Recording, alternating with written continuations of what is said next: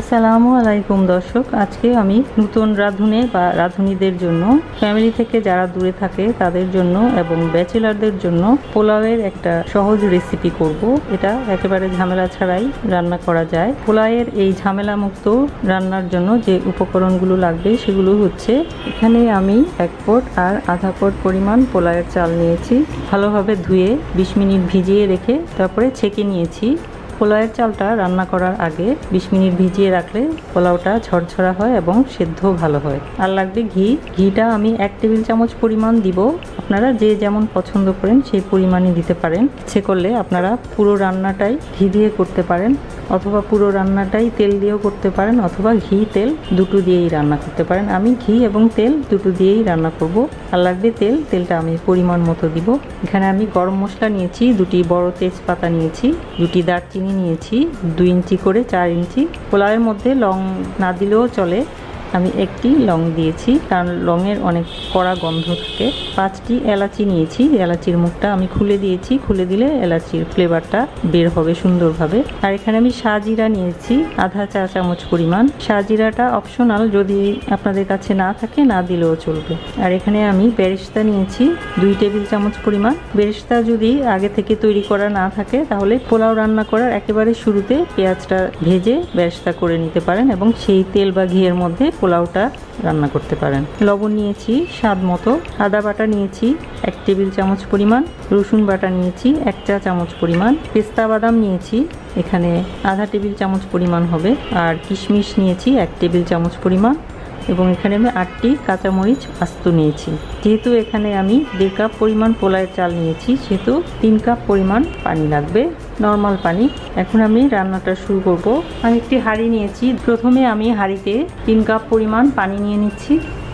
এখন আমি হাঁড়িতে এক এক করে গরম মশলাগুলো দিয়ে দিচ্ছি। তেজপাতা 2টো ছিঁড়ে দিয়ে দিচ্ছি, দারচিনি দিয়ে দিচ্ছি, এলাচি দিয়ে দিচ্ছি, লং দিয়ে দিচ্ছি, শাহজিরাটা দিয়ে দিচ্ছি, লবণ দিয়ে দিচ্ছি, আদা বাটা দিয়ে দিচ্ছি, রসুন বাটা দিয়ে দিচ্ছি। তেল দিব আমি 3 টেবিল চামচ পরিমাণ। এখন আমি চুলাটা জ্বালিয়ে দিচ্ছি। এখন আমি অপেক্ষা করব পানিতে বলক আসা পর্যন্ত। পানিতে বলক এসে গেছে। এখন আমি ছেঁকে রাখা চালগুলো দিয়ে দিচ্ছি, নেড়ে দিচ্ছি। এখন লবণটা চেক করে দেখতে হবে যে লবণ কি পরিমাণ হয়েছে। লবণের পরিমাণটা বেশি হয়েছে, তার মানে ঠিক আছে। পোলাওয়ের চালটা দেওয়ার সাথে সাথেই চেক করে দেখতে হবে লবণটা কি পরিমাণ হয়েছে। লবণের পরিমাণটা যদি বেশি মনে হয় তাহলে রান্নার শেষে যে পোলাওয়ের মধ্যে লবণের পরিমাণটা ঠিক হবে। পানিতে বলক এসে গেছে। এখন আমি ঢাকনা দিয়ে দিচ্ছি। ঢাকনা দিয়ে আমি অপেক্ষা করব 3 মিনিট। তাহলে আমি এখন ফিরে আসছি 3 মিনিট পর। 3 মিনিট পর আমি ফিরে এসেছি। ঢাকনা তুলে দেখছি কি অবস্থা। পানি অনেকটাই কমে গেছে। এখন আমি চুলার আঁচটা একেবারে কমিয়ে দিব। এখন আমি এর মধ্যে পেস্তা বাদাম কুচি এবং কিশমিশ দিয়ে দিচ্ছি, দিয়ে নেড়ে দিচ্ছি। এখন আমি চুলার আঁচটা একেবারে লো করে দিয়ে ঢাকনা দিয়ে দিচ্ছি এবং ঢাকনা দিয়ে আমি 10 মিনিট অপেক্ষা করব। তাহলে আমি আবার ফিরে আসছি 10 মিনিট পর। 10 মিনিট পর আমি ফিরে এসেছি। ঢাকনা তুলে দেখছি কি অবস্থা, নেড়ে দেখছি। আস্ত কাঁচামরিচগুলো দিয়ে দিচ্ছি, দিয়ে নেড়ে দিচ্ছি, আলতো হাতে নেড়ে দিচ্ছি। অর্ধেক পরিমাণ বেরেস্তা আমি এখানে দিয়ে দিচ্ছি, পরে রান্নার শেষে ডেকোরেশনের জন্য কিছু ছিটিয়ে দেব। এখন আমি 1 টেবিল চামচ পরিমাণ ঘি দিয়ে দিচ্ছি। ঘিটা আমি শুধু ফ্লেভারের জন্য দিচ্ছি, দিয়ে নেড়ে দিচ্ছি।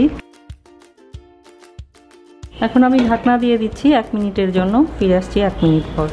1 মিনিট পর আমি ফিরে এসেছি। ঢাকনা তুলে ফেলছি, একটু নেড়ে দিচ্ছি।